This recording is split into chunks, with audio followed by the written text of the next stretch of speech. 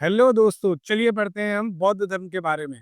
बौद्ध धर्म की अगर हम बात करें तो सबसे पहले संस्थापक हैं गौतम बुद्ध, जिनका बचपन का नाम है सिद्धार्थ। इन्हें एशिया का ज्योतिपुंज भी कहा जाता है, यानी लाइट हाउस ऑफ एशिया। इनका जन्म हुआ है 563 बीसी में और मृत्यु हुई 483 बीसी में।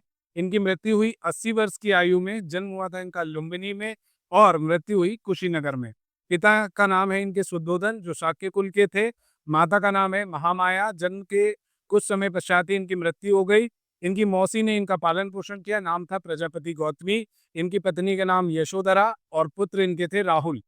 इन्होंने पाली भाषा में जो है उपदेश दिए। गृह त्याग किया 29 वर्ष की आयु में और महावी निष्क्रमण इस घटना को कहा गया।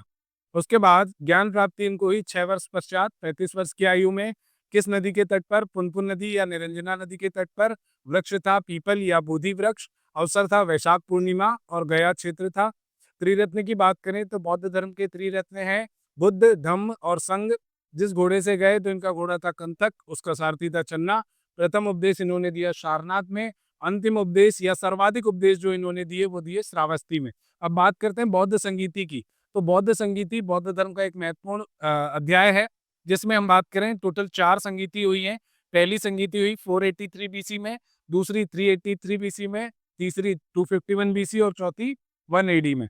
स्थान था राजगृह, पहली वाली का, दूसरी का वैशाली, तीसरी का पाटलिपुत्र और चौथी का कुंडलवन। याद कर सकते हैं रावे पाक। फिर हम बात करते हैं अध्यक्ष कौन शासक थे उस समय? अजातशत्रु, कालाशोक, अशोक और कनिष्क। जबकि हम बात करें अध्यक्ष की तो MSMB। तो महाकश्यप, सर्वकामी सावक मीर, मोगलीपुत्र तिस और वसुमित्र।